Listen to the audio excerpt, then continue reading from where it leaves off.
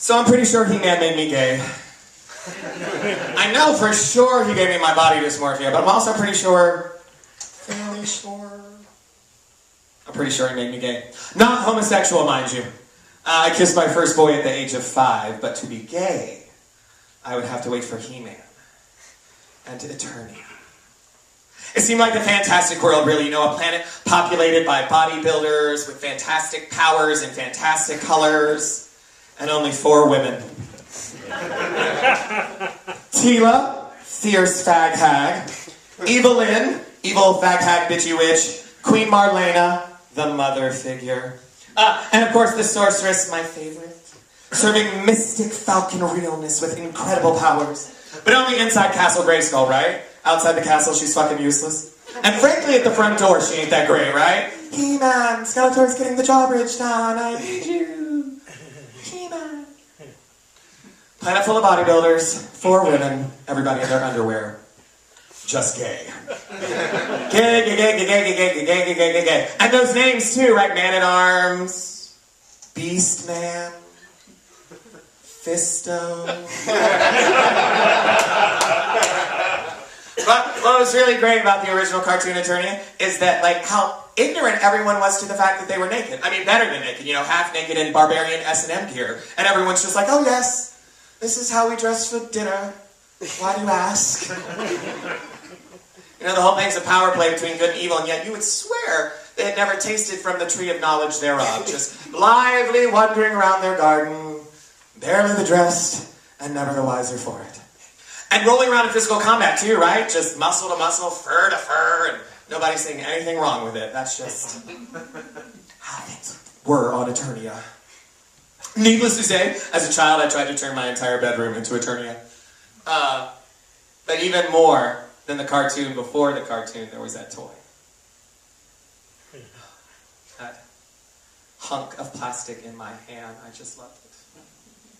You have to understand, for me, before He-Man, the action figure world was ruled almost exclusively by Star Wars, right? Which were great, awesome, fantastic, but tiny. 3 3/4 inches. I'm not old enough to have played with the original G.I. Joes. The only Joes that I know were same size as Star Wars. But He-Man. Oh. That magnificent 5 inches of plastic in my hand, just... Something about those proportions and that face just imprinted itself on my young psyche, and to me, He-Man became perfection. My original object of devotion. The master of my universe.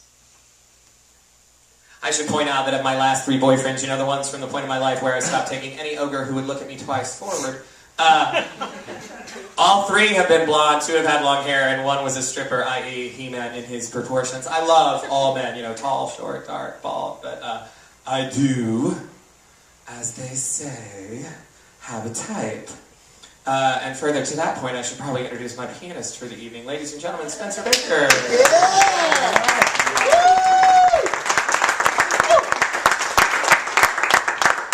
Now, as an adult, what I find fascinating about He-Man is the archetypical worlds between which he balances. He's at once the nature child, the archetype first codified by Edgar Rice Burroughs in his novel Tarzan.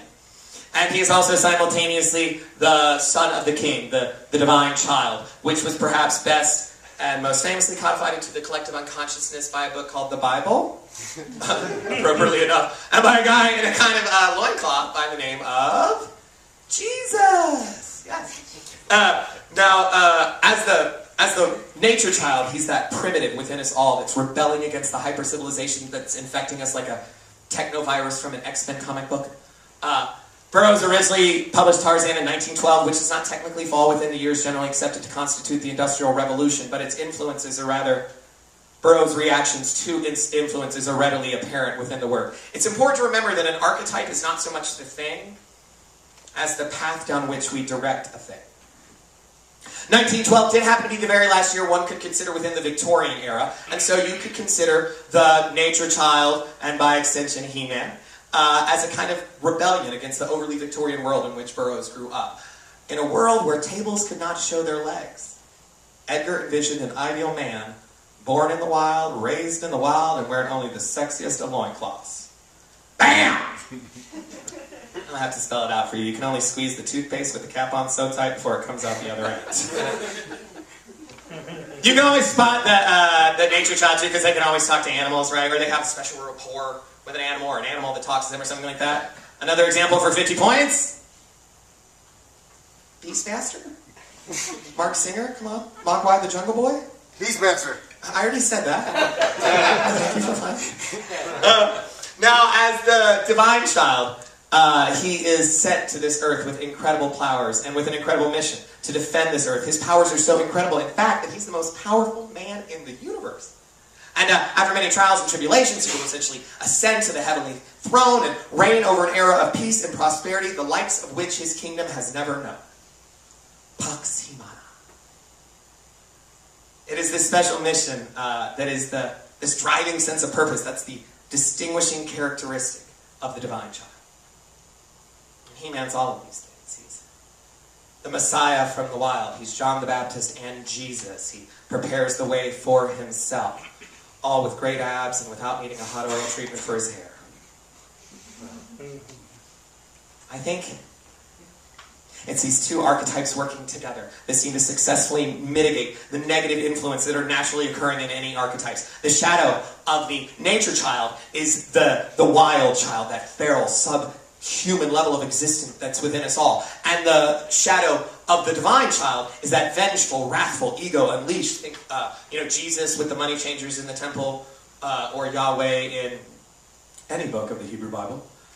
But working together, they seem to lessen the effects of their shadow aspects. You know what I'm saying? It's the sense of purpose of the divine child that keeps the nature child from going feral. It's the nature child's understanding of the natural world that keeps the divine child from unleashing his wrath on that world.